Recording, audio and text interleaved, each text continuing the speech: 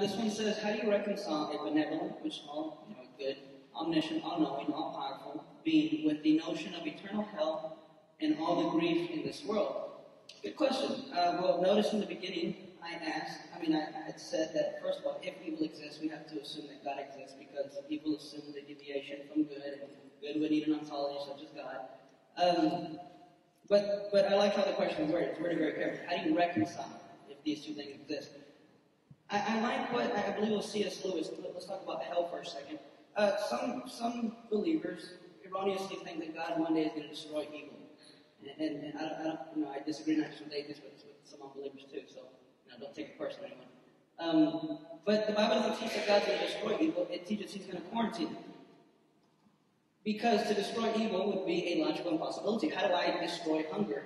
If hunger is a lack of food in my stomach, I can't destroy it, but rather I put in what it's lacking.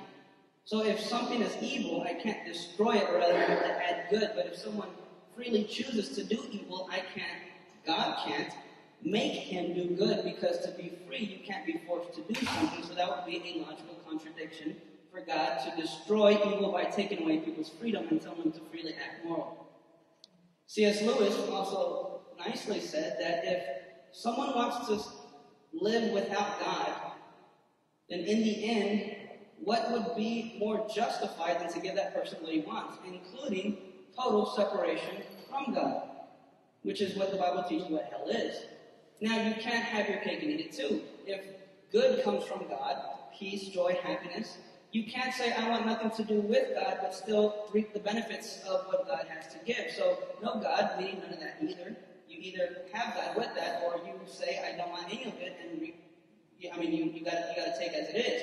I can't leave America and claim the rights of an American in a communist country, because I have left where those rights come from. So if these things come from God, I can't say I want to be separated from God and still expect to have all the nice things that comes in life and pleasures and whatnot. So again, it's not hard to reconcile at all. Grief in the world where we have free creatures who do evil things. You can't destroy evil because it's a lack of good, and you can't make someone do good if they are to be free moral creatures. And hell is an eternal separation from God. And as C.S. Lewis said, what would be more fair than to give people what